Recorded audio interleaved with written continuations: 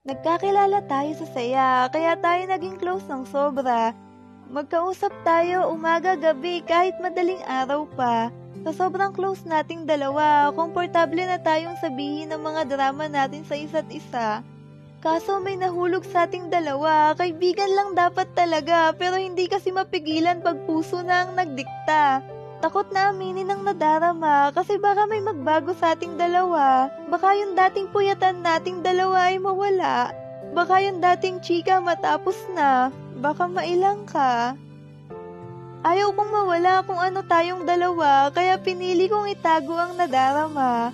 Kaso hindi ko kinaya, parang sasabog na kapag tinago ko pa. Hindi ko alam, parang ako'y naguguluhan na. Ilang beses kong sinubukang magtapat ng nadarama, kaso pinipigilan ako ng kung anong meron sa ating dalawa.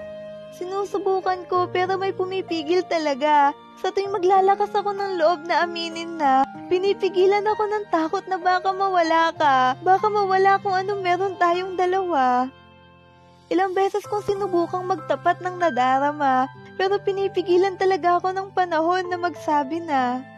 Sa bawat subok ko na aminin na, hindi ko magawa kasi lagi kang masaya. Masaya ka sa kwento niyong dalawa, kahit alam mo namang talo ka, at least masaya ka sa kanya.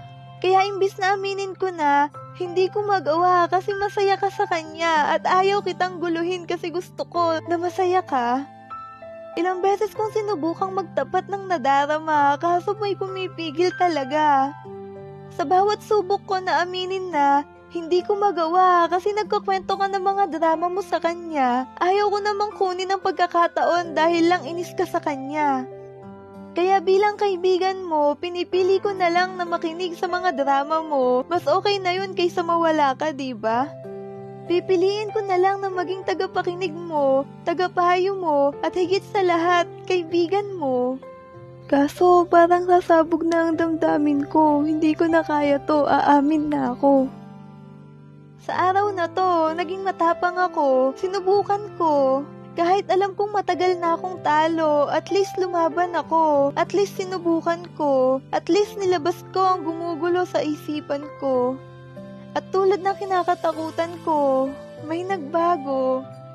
Pansin ko na ilang ka, kahit wag mong sabihin, pansin ko naman na. Mula sa matipid mong salita hanggang sa naging tahimik na tayong dalawa.